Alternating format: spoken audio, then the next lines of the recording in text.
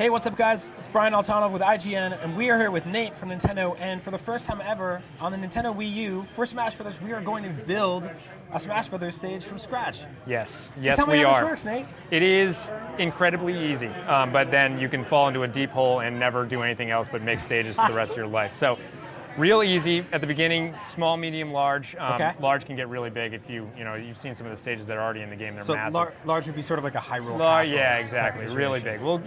We'll go middle of the road. You pick your background style. Not only will this be in the background, but this will also determine sort of the palettes that Sure. you have within there. So they'll vary depending on which background you have. Let's do a little outer space. Nice. Pick your music. We're in space. Let's do some Metroid, maybe some Brinstar Depths. Obviously, you could just. There's tons of music to go through, so you may go back in and want to edit that later. Anything you do in here, you can come back in and edit again. So Cool. there's nothing that's final. First thing I always do is take a look at this. This is for scale. That's Mario's silhouette right in the middle, and sort of a final destination silhouette here. And I always zoom I out see. immediately. Green is the camera box. Yeah, so it's your that's bounding box That's there, your right? bounding box, and the outer one is the blast box. So fighters going beyond that outer bit are going to get KO'd. That's where I essentially. spend most of my time. Yeah, right. So this could not be easier. There's basically two different ways of doing it. One is basically just connecting points. If you want to do straight lines, tap a point, tap a point, tap a point, tap a point, point, point, and when you connect it to the side, it's What? going to essentially make a free landform. So this is very different than the Nintendo Wii version of creating stage, because it's not about really dragging in tiles. You're creating your own shapes. That was totally rudimentary. This is way more freeform, and you can see anywhere that I've made a less than 90-degree angle, it's basically made an edge. You can tap these. Right now, these are defaulting to grabbable edges, but you can actually turn these into non-grabbable edges if you don't want anybody to grab that.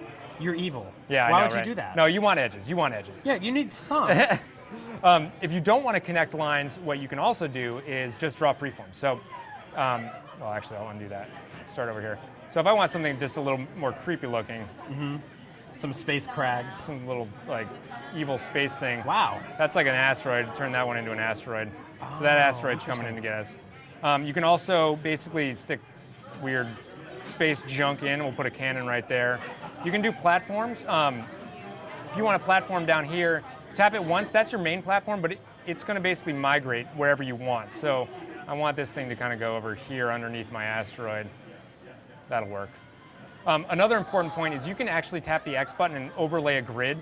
So if you really want to get some nice geometric shapes, like, I really just want a little cube over here. So if you wanted like pixel perfect squares, stuff like that. Exactly. Then you're gonna overlay the grid. And if you just do very straight lines and tap them again, that'll create a platform that's actually a jump through platform. So instead of being a solid mass, that's a jump through. Interesting. So that's determined by the width of the platform. The width of the basically. platform, right? So you can see I can drop through that, jump through it. So now you're testing this stage just on the fly. Just testing it on the fly, feeling how it feels. Okay, that's. It's. I'm going to tell you right now. This is a very dangerous stage.